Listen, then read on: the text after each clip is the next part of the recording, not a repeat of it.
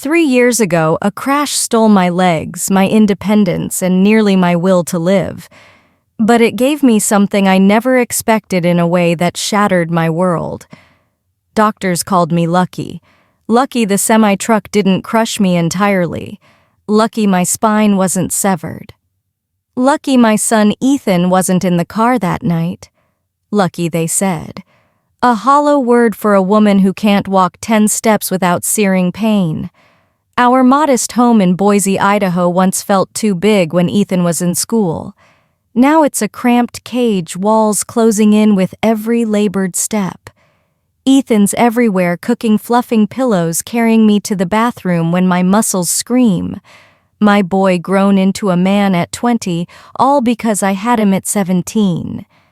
Nobody warns you that your child will tower over you one day, strong and steady, shouldering your burdens. Ethan's always been tall, but now he's broad hands rough from construction work. Voice, deep eyes, a piercing blue like his father's, the man who left when the pregnancy test turned pink. Mom. Ethan's voice startles me. He's at my bedroom door holding a steaming bowl of soup, his frame filling the threshold. You haven't eaten lunch. I shake my head. I'm not hungry. He frowns undeterred. You never are. He sets the bowl on my nightstand, his concern etched in every line of his face. Your legs hurt today. I don't answer. He knows. He always does. Without a word, he sits on the bed's edge, rolling up my sweatpants. My breath catches. Scars twist across my legs, jagged, ugly patches from surgeries, a map of my brokenness. Ethan's fingers hover. Can I nod, heart racing. His touch is clinical at first, kneading tight muscles around my knee. But when his thumb presses a knot near my inner thigh, I bite my lip to stifle a gasp. You're so tense, he whispers. His voice is soft, almost a caress. You don't know the half of it. He adjusts the blanket, ensuring my comfort, his care, gentle yet heavy with something unspoken. His touch isn't wrong, but it's enough to make my pulse thunder. Just the warmth of his skin, I tell myself, easing the pain. But when his fingers brush the edge of my shorts, I stop breathing. Ethan pauses too, a heartbeat of stillness. Neither of us moves. He clears his throat, pulling my pant leg down. Better no. Yes, thank you, sweetheart. He hesitates as if words linger on his tongue. Instead, he grabs the soup and leaves. I stare at the ceiling, replaying his touch, too intense, too alive. For the first time in years, I feel something beyond pain, something dangerous. The second time he touches me, I know it's not just my legs he's reaching for. Morning light floods through the curtains, too bright, too cheerful for the storm in my mind. I haven't slept. Every time I close my eyes, I feel Ethan's hands, warm, calloused, lingering. I tell myself it's nothing. A son helping his mother, a caregiver easing pain. But my skin burns where he touched me. And it's not pain. Ethan's door creaks down the hall, snapping me back. I yank the blanket over my thighs as if he could see my thoughts. His footsteps approach. His shadow fills my doorway. You're up early, he says, voice rough with sleep.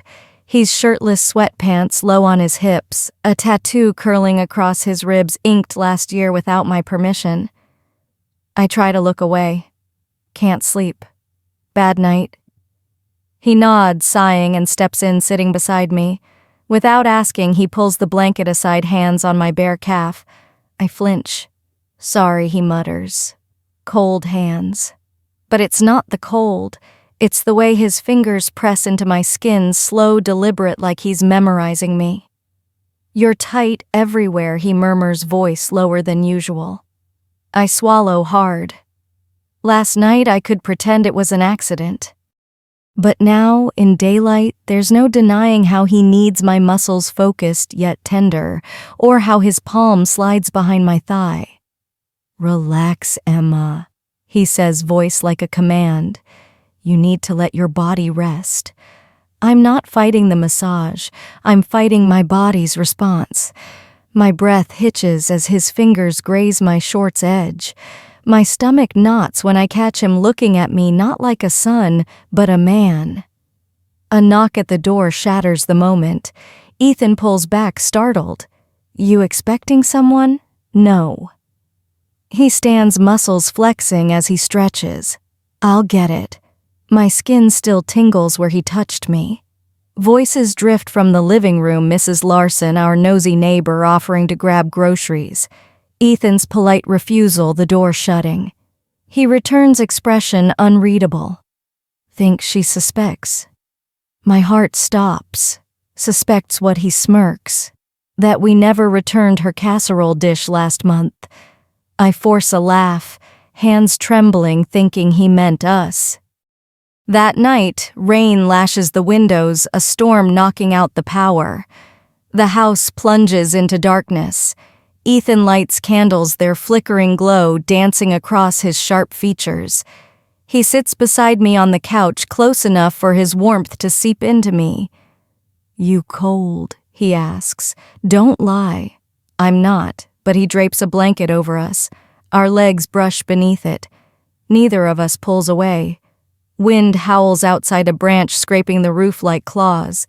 His hand finds mine, no accident fingers lacing with mine, rough and sure.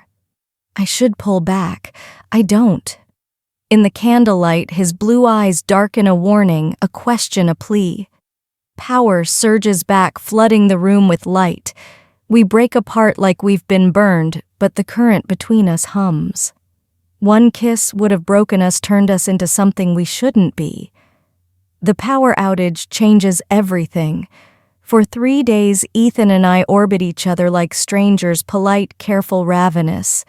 I catch him staring at my lips when I speak. He lingers when helping me stand. Once I turn too fast, catching him inhaling my hair as it brushes his shoulder. We're a fuse waiting to ignite. It happens on Tuesday. Ethan comes home from work, sweaty summer heat clinging to him. He kicks off his boots, white t-shirt clinging to his chest, damp with sweat. You okay? He asks, nodding at me, rigid in my chair. Just sore. Long day. Without a word, he kneels, lifting my foot onto his lap. My breath stops as his fingers press my calf. You're overworking, he mutters. He built our porch ramp alone when insurance wouldn't pay, carries me upstairs nightly to my second-floor room. His thumb digs into a knot near my knee and I stifle a moan. His voice is hoarse. Let me take care of you. This isn't care, it's want. I see it in his clenched jaw as my skirt rides up, feel it in his trembling fingers inching higher. When his hand reaches my thigh, I grab his wrist. We freeze.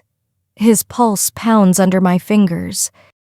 Tell me to stop, he says, a challenge, a plea. I should. I don't. I release his wrist. His kiss isn't gentle fire teeth, 20 years of emotion unleashed. He grips my hair, pulling me closer.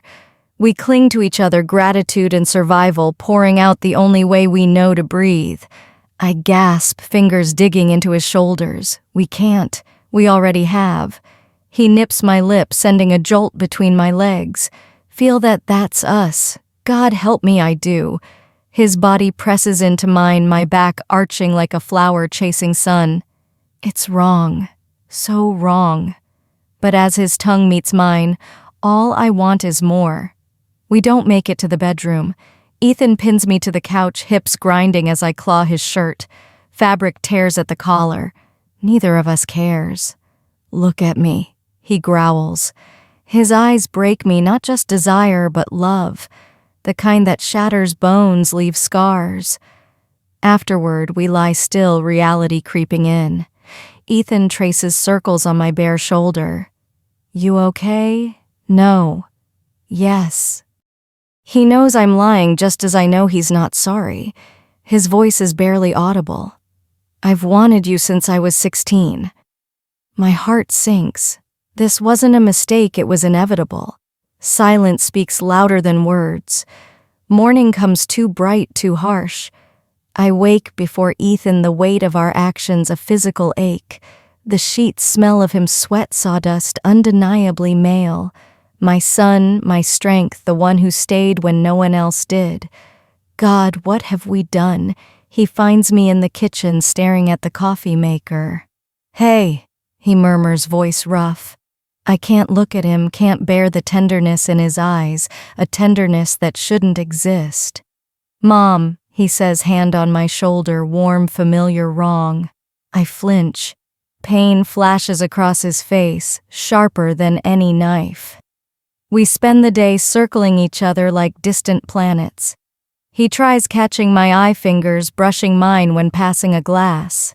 I pull away, building walls with every quiet thank you and please pass the salt. By dinner, tension chokes the air. You're punishing me, he says, pushing his plate away. I'm protecting us. From what? From this, my voice breaks. From how people would see us, the shame that'd destroy us if this continues.